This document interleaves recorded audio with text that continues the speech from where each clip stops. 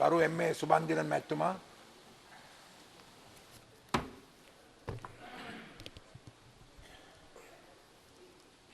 Thank you, Honourable Speaker, for the opportunity given to me to open the budget debate for the second reading for the budget for the year 2016 that was presented by the Honourable Minister of Finance yesterday.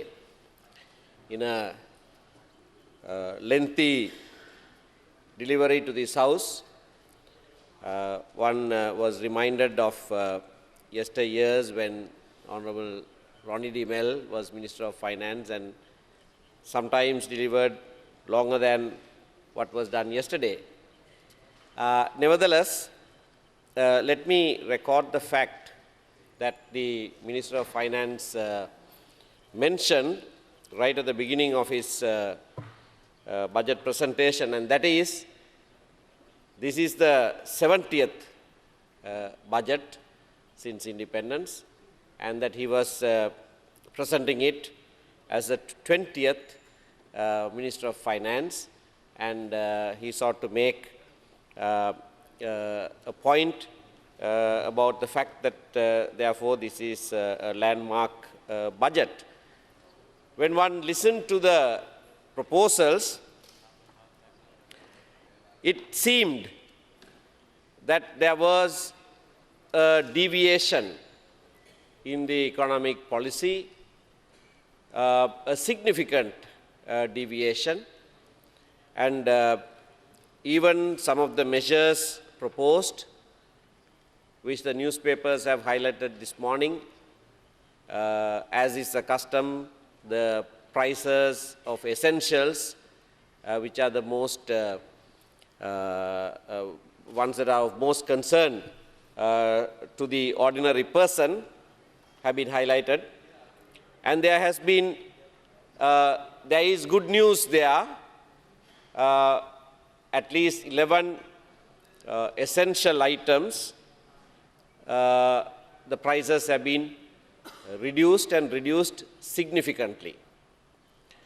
But when one looks at the method by which these reductions have taken place, one finds that it is more a price control measure than actually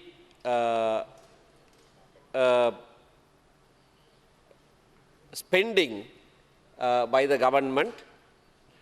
There is, of course, some proposals to grant subsidies to take the shock, so to say, of these reduction by the traders. But this poses an important question, that of the government's interference with the market forces. It's good to tell the people and it's good to reduce the prices. It's not good to reduce the income that the farmer would get for his produce. So the task then is to keep the prices that the farmer gets high enough, the yield for him to be substantial, and yet keep the selling price low. I know this is not a mean task, and yet it is for that purpose that the government exists. The government needs to formulate economic policies and implement it in such a way that the low-income earners in the country, the poor in the country, will still be able to sustain themselves by buying essential items, and at the same time, they themselves, it is the same category of people who are generally the producers, and that they get enough income for themselves for their production. Government's intervention can be positive, can be negative. The objective might be to achieve what I just said, but the result might be opposite. So this is a balancing act, and I'm not very sure whether these proposals that have been made have actually come out of proper deliberations and formulation of sound economic policy, or whether this is another Robin Hood budget as the one that was presented, the mini budget that was presented in January this year. Yes, Honourable Minister, yes. Your microphone. Prices have been reduced by slashing the import duties. Yes. And on the other hand, attempts have been made to keep the local producer also have his work profitable. For example, take the case of canned fish. Now there, we have reduced the prices, but we are giving a 15 rupee subsidy to the local manufacturer so that he will not go out of business. So both sides have to be looked into. You are quite right. But in fact, all these reductions, potatoes, etc., come through a reduction of the import duty. And these are fluctuating, as you know, right along. Every government has intervened, depending on weather conditions, depending on local production, and things like that. So while your argument is, these are not price control, it is by reducing the import tax. So you can have an immediate discussion. Yes, thank you. Thank you. No, I am thankful to the Honourable Minister for... It's only a clarification. No, I welcome that. I welcome that, and I am now a little wiser as to the portfolio that the Honourable Minister for Special Projects actually handles. Yes, yes. Opposite questions. You would have been better off here asking the questions rather than sitting there and answering them. I was about to actually congratulate. I only have posed a question whether these have received sufficient attention and whether these proposals have come out of a process of proper thought process, research and so on, because I'm raising the issue of sustainability of this approach. As a stopgap, yes, this is useful. But how long can government intervention mechanisms can work to keep tight control of market forces? How long can subsidies be maintained? And what is the long-term approach, long-term strategy to ease off the subsidies, to ease off even price control of essentials? One looks at what one must achieve in the long term. I agree with what is said. I agree with the proposals that it was important now to bring in these measures so that people don't starve. And I know there are certain areas, certain sections, this is not to be alarmist, but certain sections, certain areas that were near starvation levels in terms of adequate nutrition. And so you have to fix those problems, and I would congratulate the Minister for introducing these proposals, that in fact people can purchase these absolute essentials for their nutrition at much lower prices, and actually significantly lower prices than what they were being sold at. Now, looking at the revenue collection, this has been one of the biggest problems, and the forecast for revenue in Annexure 1 to the Minister's speech is, I think, 223 million more than the previous year, 223 million more. Now, if that materializes, it's well and good. But how confident are you that these new measures that you are introducing will actually result in a higher revenue for the coming year? I am raising this question because many of the measures are new measures. And when you introduce a new measure of revenue collection, it takes time for that traction. It takes time to actually start collecting. So I'm rather skeptical about your projection for the ensuing year, that you have an increase of 223 million to that of the last year. There is always a huge gap. I'm sorry, 223 billion, I'm sorry, 223 billion. Now, I looked at the utilization of that increased amount, and I'm glad that at about 30% of that increased revenue, increased projected revenue, is for education. And I would like to congratulate the government for utilization of about 70 billion out of this 223 billion into the education sector, except that you haven't reached the 6% of the GDP in this budget. There is a significant shortfall.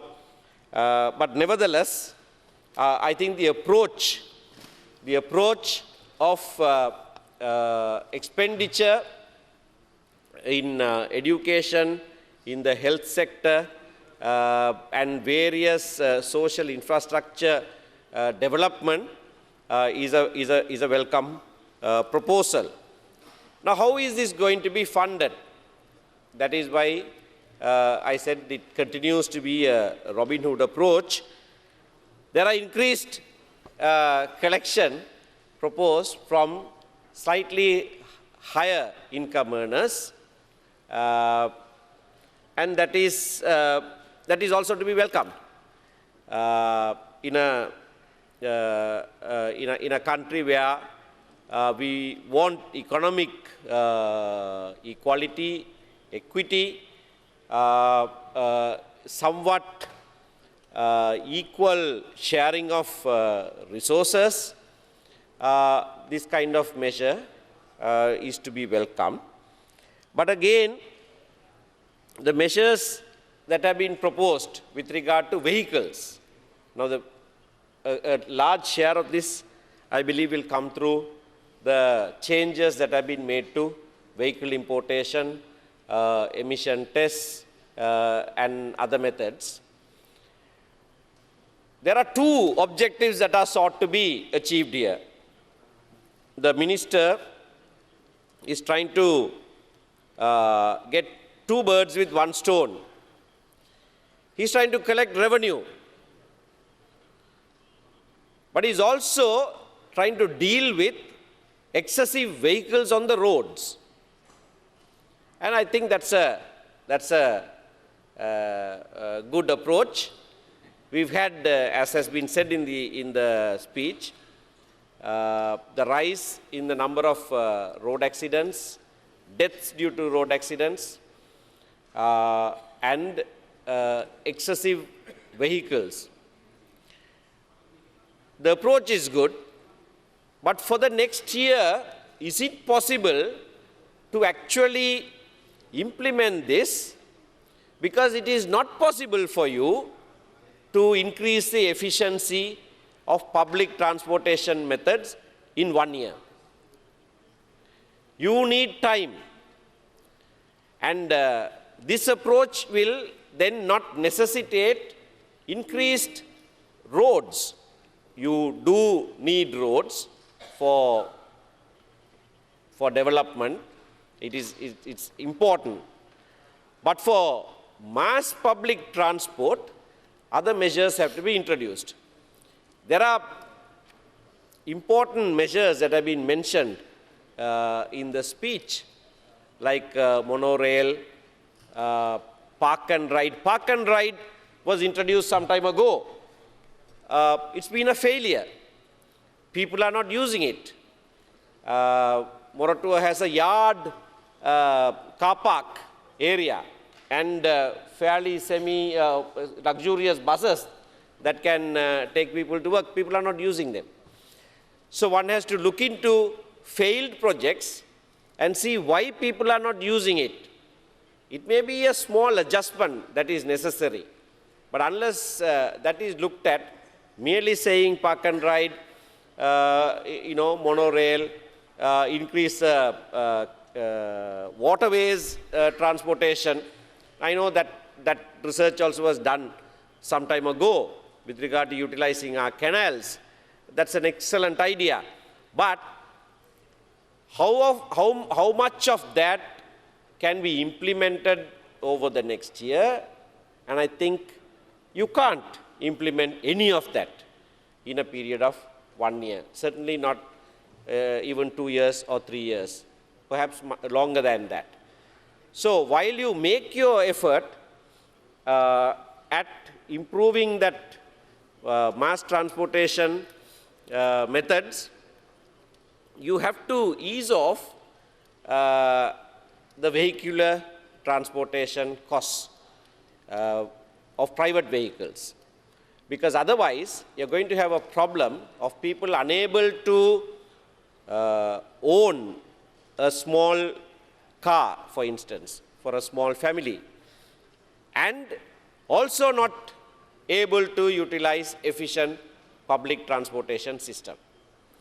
The whole approach, according to the minister, has been based on the policy statement by the Prime Minister on the 5th of November. And if you look at the last one of that, it says creating a wide and a strong middle class. Now, if you look at the middle class of yesteryear and what is called the middle class today, there is a significant difference. Middle class 50 years ago was able to afford a vehicle for the family. They live fairly comfortable lives. Now, people at that level of position in government sector or even higher cannot afford those facilities that the middle class of yesteryear was able to afford. So then the question arises, all right, how is it, what are the measures that are taken to strengthen this middle class? When I look at it in an economic policy statement and in budget proposals, I take it that the strength that you talk about is the economic strength, the self-sufficiency of a family unit to be able to sustain themselves, live fairly comfortable lives, and even save for the future. Order, please. Honorable Deputy Speaker will take the chair now.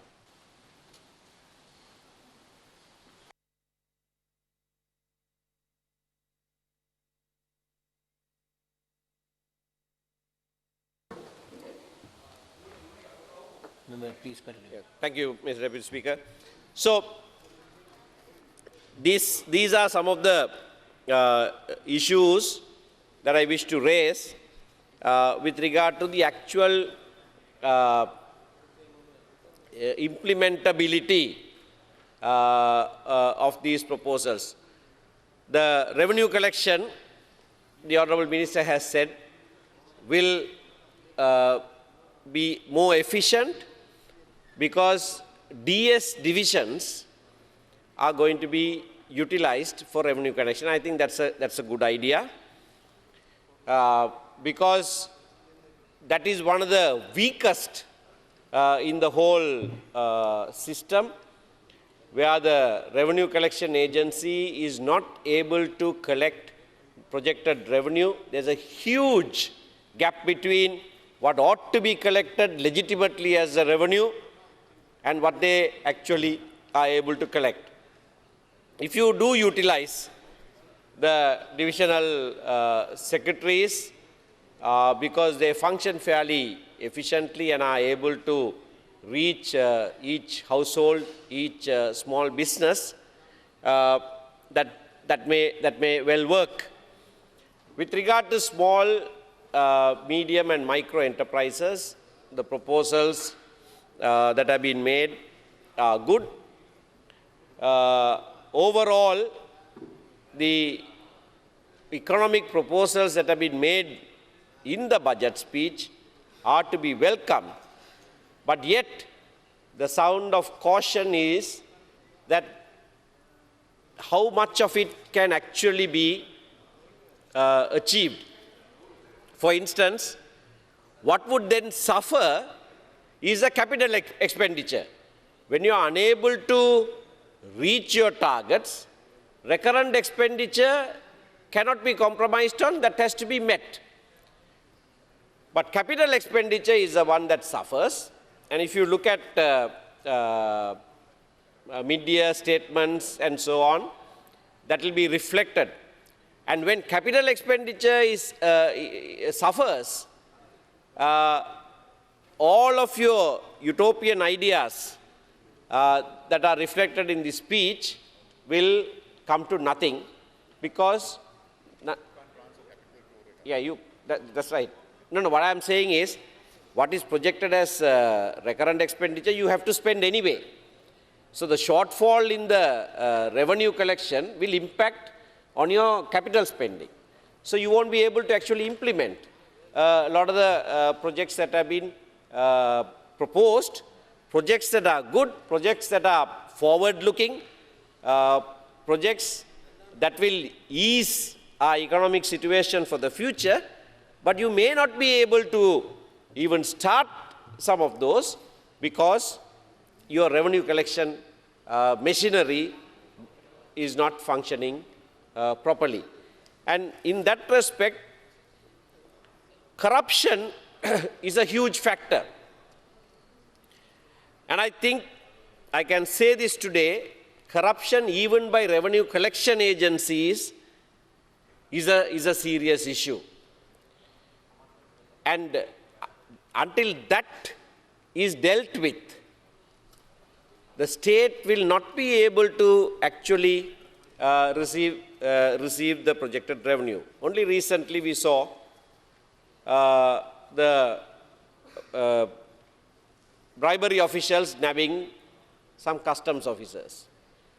The amount of bribe that was caught or said to have been caught was enormous. Now, in one raid, if you can find that amount of cash as bribery passing hands, then you can actually imagine how much of revenue to the state that is being withheld. Only 35. Honorable member from Kandy seems to know the rates of the bribe that the officials take. I am clueless on these. Thank you for elucidating. So that shows, so if he says 35%, then 65% is, or actually the 100% of that 35% is what the state loses as revenue. So it's well and good to have all of these, but unless government policy with regard to bribery and corruption is clearly spelled out and demonstrated that there is zero tolerance for bribery, we will not be able to achieve any of these targets. And talking of policy,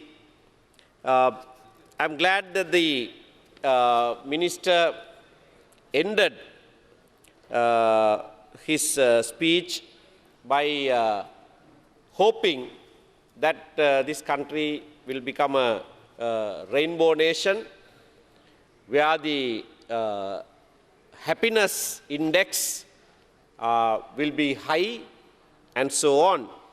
We're also glad that there is a specific allocation of 14 billion for Northeast development.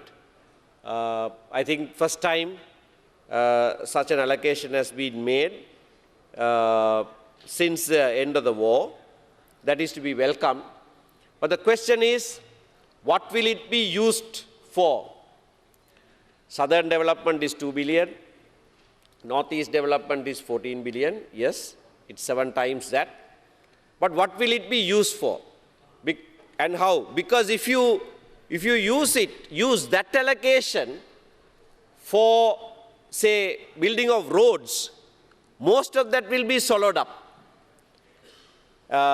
So I urge the government that other infrastructure facilities such as roads, railways, various other network arrangements shouldn't take from this particular allocation.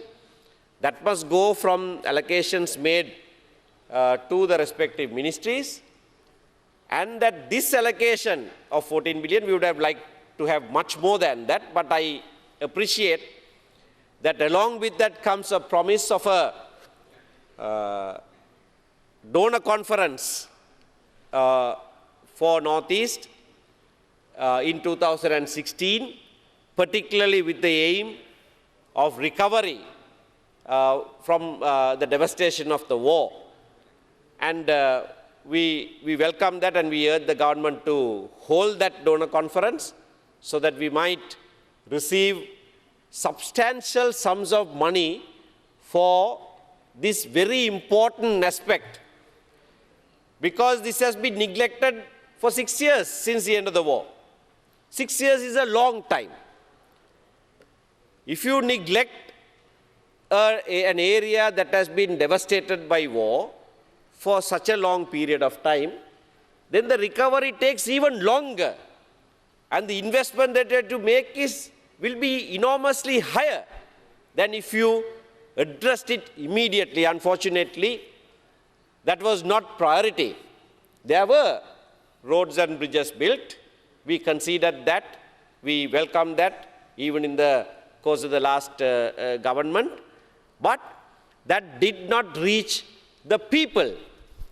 And my plea today is that, yes, you have made some allocation for the Northeast development, bearing in mind that that area needs far more than perhaps the other areas because of the special needs associated with the war recovery.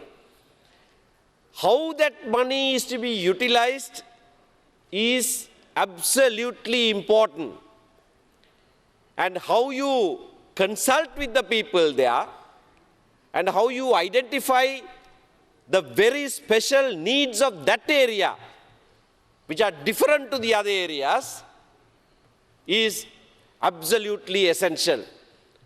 And I hope that that exercise of consultation with the people's representatives of that area will be genuine, will be real, and will actually result in projects and methods that are implemented which will raise the living standards of the people there. We need to empower those people to stand up on their own feet. This is a fundamental issue that needs to be addressed. Various measures were implemented over the last 4 or 5 years. When the war ended, the institutions that rushed to the north were the banks. Banks went and lent money. Now there is a huge issue of people being indebted, unable to pay back their debts. A huge debt culture has been created. This is a common feature of our banks, that they lend without proper evaluation of the ability of the borrower to return, to repay. They are happy to take security and have the comfort of the security for the lending that they give, without actually examining the method, the viability of the project.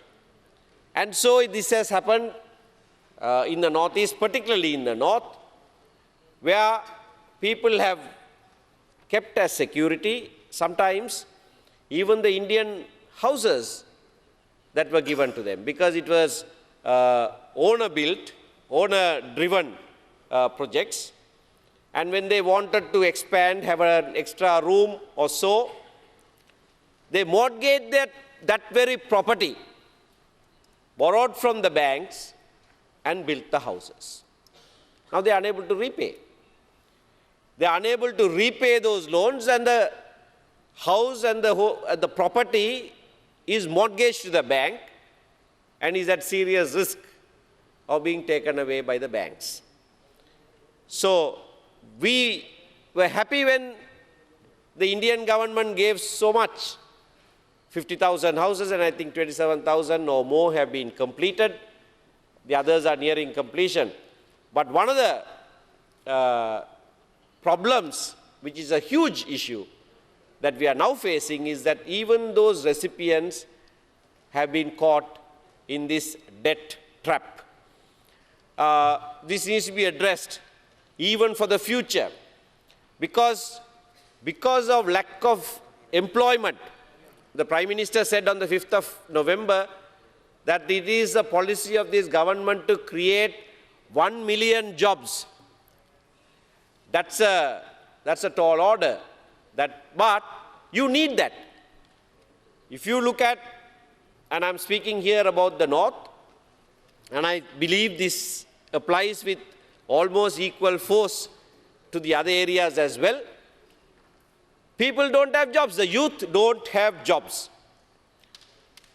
Unemployment, I don't know what the official figures that the central bank is dishing out, but if you actually go to the villages, people don't have employment, people don't have jobs. And this, again, is a huge issue that is confronting the North, particularly the youth, and the fallout is also not something that is good. If they are unemployed, if they can't keep themselves occupied, there are other issues that arise, and some of those we have seen in the form of various social evils. And this must be a prime concern. And I don't see, as much as I welcome the general tenor of these budget proposals, I don't see enough in these proposals to actually achieve that target of 1 million jobs that the Prime Minister set out on the 5th of November. You need a massive drive, a job creation drive. It must be at a macro level, at a policy level, that will actually result in a sea change of bringing the unemployment down, and that is not something that we can see in this. And as someone who represents a war-devastated area, the need there is even greater. And I urge the government that you need to work out methods of job creation, increased economic activity. And as I said before, your weakness in the revenue collection will definitely result and have an adverse impact on even the mediocre proposals that you have with regard to job creation.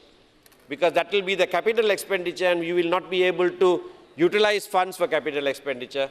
All the money that you are able to collect will be swallowed up by the recurrent expenditure. So there has to be a paradigm shift in the economic thinking, the vision, if you are to actually move forward and achieve those targets that were said as the economic policies of the government by the Honorable Prime Minister the other day.